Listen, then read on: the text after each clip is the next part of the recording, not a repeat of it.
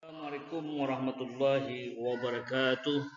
Alhamdulillahirabbil alamin. Wassalatu wassalamu ala asyrafil anbiya'i wal mursalin wa ala alihi wa sahbihi wa barik wa sallim ajma'in amma ba'du. Baik, untuk pembelajaran hari ini Al-Qur'an Hadis kelas 5 dengan materi hadis tentang menyayangi anak yatim.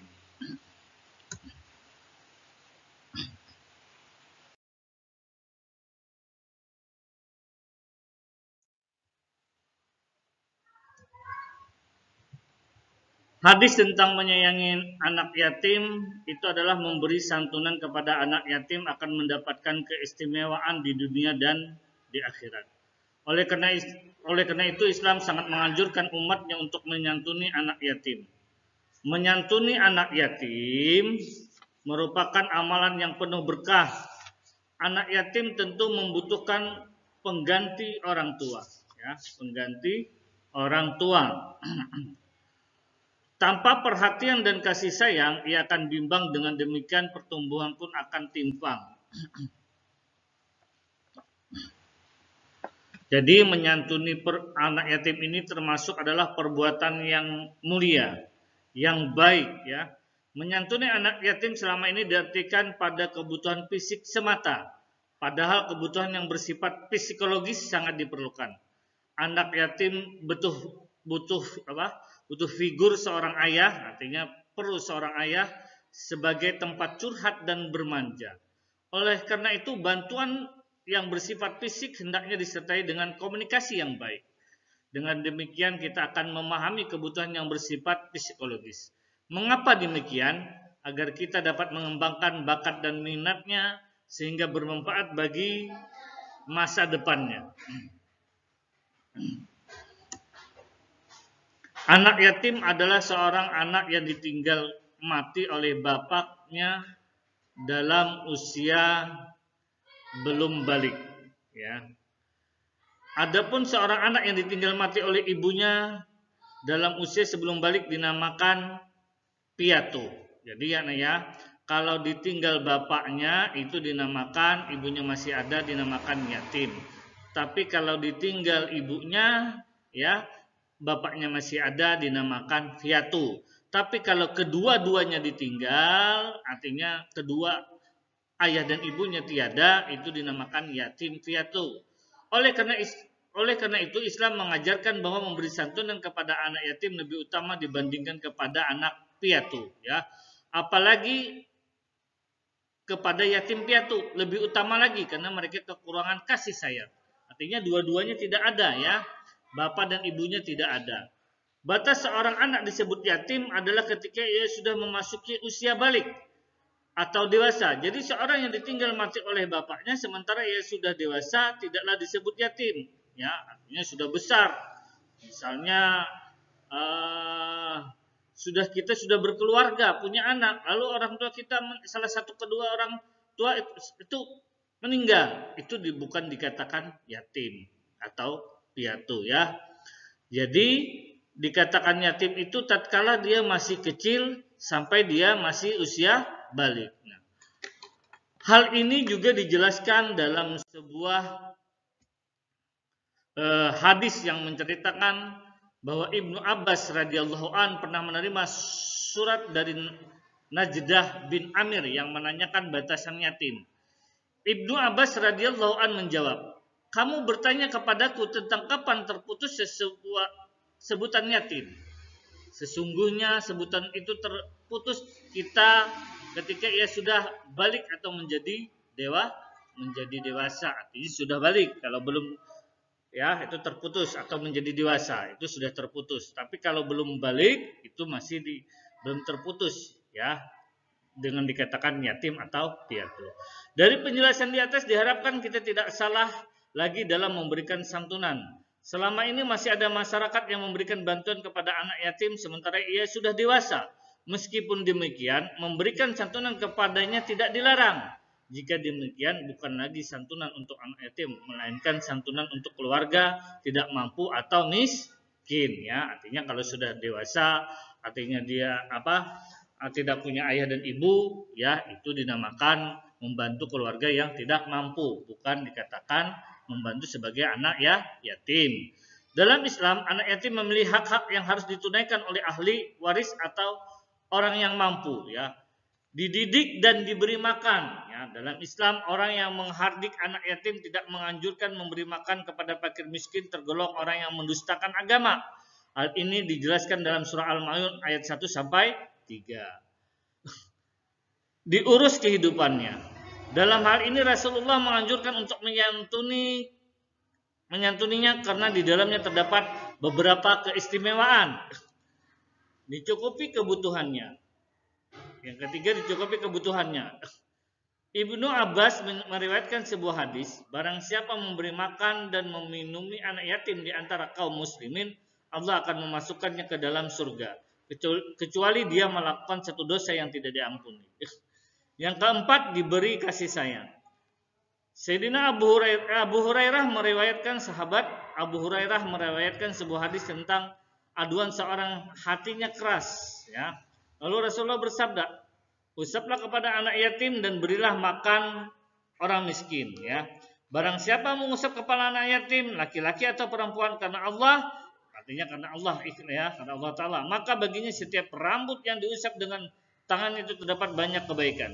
Dan barang siapa yang berbuat baik kepada anak yatim, laki-laki atau perempuan yang dia asuh, aku bersama dia di surga seperti ini, ya. Seperti ini itu apa ya? Nanti Bapak jelaskan. Melafalkan hadis tentang menyayangi anak yatim. Rasulullah Shallallahu Alaihi Wasallam telah menjadi yatim sejak dalam kandungan ibunya. Ayahnya Abdullah meninggal dalam perjalanan sepulang berdagang dari negeri Syam. Ketika berusia 6 tahun Rasulullah juga ditinggal oleh ibunya. Sejak itulah beliau menjadi anak yatim. Kemudian beliau diasuh oleh kakeknya, Abdul Muttalib. Ketika kakeknya meninggal dunia, beliau diasuh oleh pamannya Abu Talib. Rasulullah Shallallahu Alaihi Wasallam benar-benar merasakan sedih menjadi anak yatim. Oleh karena itu, beliau sedih jika melihat orang yang menghardik anak yatim. Sebaliknya, beliau akan senang jika ada orang yang menyayangi anak yatim. Hadis tentang menyayangi anak yatim yaitu lafalnya, ya. A'udzubillahi minasyaitonirrajim. Bismillahirrahmanirrahim. An Sahli ibn Sa'din radhiyallahu anhu qala Rasulullah sallallahu alaihi wasallam, ana wa qafilul yatimi fil jannah hakadha wa asara bis sababati wal wusta wa farraja bainahumma syai'a. Rahwal Bukhari. Terjemah hadis. Dari Sahal ibnu Sa'ad radhiyallahu an, ia berkata Rasulullah sallallahu alaihi wasallam bersabda, aku dengan pelindung anak yatim di surga adalah seperti ini. Seperti ini itu beliau menunjukkan telunjuk dan jari tengah seperti beliau merenggangkan antara keduanya, ya. Hadis riwayat nomor 4892, ya. Hadis riwayat Al-Bukhari.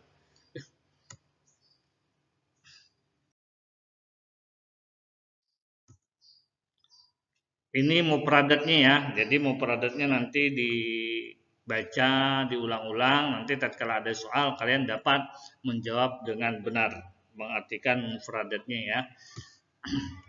Kandungan hadis tentang anak yatim. Anak yatim menjadi urusan masyarakat atau kita bersama. Hal itu dimaksudkan agar kehidupan mereka tidak terlantar. Untuk itu Islam sangat memperhatikan kehidupan anak yatim. Bahkan urusan ini menjadi fardu kifayah bagi kaum muslimin. Jadi hukumnya adalah fardu kifayah. Mengurus anak yatim bukanlah hal yang mudah. Kita harus melaksanakan kewajiban-kewajiban yang menjadi hak mereka. Oleh karena itu mengurus anak yatim termasuk perbuatan yang mulia dalam Islam. Jika dicermati hadis tentang menyayangi anak yatim di atas, di dalamnya terkandung beberapa keutamaan. Yang pertama, berada di samping Rasulullah. Muslim yang ingin dekat dengan Rasulullah di surga nanti hendaklah menyantuni anak yatim, ya. Artinya seperti ini. Nah, ya, nih, ya. Karena di dalam hadis tadi Rasulullah mengisyaratkan dua jari, yaitu apa jarinya? Wa asyara bisababati wal wusta, ya, yaitu jari apa? Jari telunjuk, ya, dengan jari tengah, ya, jari telunjuk dengan jari tengah, ya. Wa farraja bainahuma, dan syai'a, dan merenggangkan di antara keduanya. Nah, ya, artinya berdekatan dengan Rasulullah, ya, orang yang menyayangi anak yatim, ya. Wa farraja bainahuma, ya, wa farraja bainahuma, ya. Seperti ini, ya, saling berdekatan dengan Rasulullah, ya. Yang kedua, melembutkan hati, menyantuni dan mengasihi anak yatim dapat melembutkan hati seseorang. Kasih sayang yang ia berikan kepada anak yatim akan melunturkan sifat kikir, dusta, iri, dan dengki. Allah Subhanahu wa taala menjamin kebutuhan hidup, ya, kebutuhan hidup bagi orang yang menyayangi anak yatim. Seorang muslim yang masih anak yatim, orang yang menyayangi anak yatim akan menjadi figur orang tua baginya. Oleh karena itu Allah Subhanahu wa taala menimpahkan rezeki kepadanya. Yang ketiga, memperoleh perlindungan Allah dari hari kiamat. Allah Subhanahu wa taala mencintai hambanya dan bermurah hati kepada anak yatim. Rasulullah juga pernah bersabda, Allah Subhanahu wa taala tidak akan mengajab orang yang mengasihi, berlaku ramah, dan bertutur kata manis kepada anak yatim. Jadi seorang muslim yang menyantuni anak yatim akan mendapat jaminan perlindungan dari Allah Subhanahu wa taala di hari kiamat kelak. Amal baiknya di dunia akan menjauh dari siksa api neraka. Menyucikan jiwa yang keempat. Manusia yang hidup di dunia tidak lepas dari sifat tercela, seperti kikir, terlalu cinta harta, dan sombong. Allah Subhanahu wa taala sangat membenci hamba-hambanya yang memiliki sifat tersebut. Oleh karena itu, berbagi dengan sesama atau menyantuni anak yatim dapat menyucikan jiwa dari sifat-sifat tercela tersebut. Jadi, perbuatan menyayangi anak yatim itu adalah termasuk perbuatan yang sangat mulia, ya. Sangatlah mulia. Memperbaiki urusan dunia dan akhirat. Muslim yang mengasihi siapa saja yang ada di bumi, niscaya akan dikasihi oleh Allah yang di langit.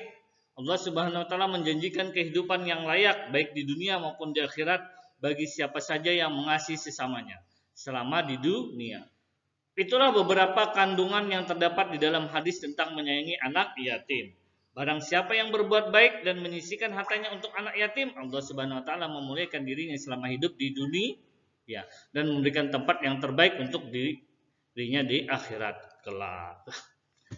Selanjutnya adalah rangkuman. Anak yatim adalah anak yang ditinggal mati oleh bapaknya sebelum balik. Anak piatu adalah anak yang ditinggal mati oleh ibunya sebelum balik. Orang balik yang ditinggal mati oleh bapaknya tidak disebut yatim. Artinya kalau sudah balik dan dewasa itu bukan disebut yatim. Menyantuni anak yatim termasuk perbuatan yang mulia. Orang yang memelihara anak yatim dekat dengan Rasulullah di surga, ya. Memelihara anak yatim hukumnya fardu kifayah. Iya. Baik, untuk pembelajaran hari ini semoga anak-anak dapat memahami penjelasan Bapak. Baik, Bapak akhiri dengan kata alhamdulillah dan juga Bapak ucapkan assalamualaikum warahmatullahi wabarakatuh.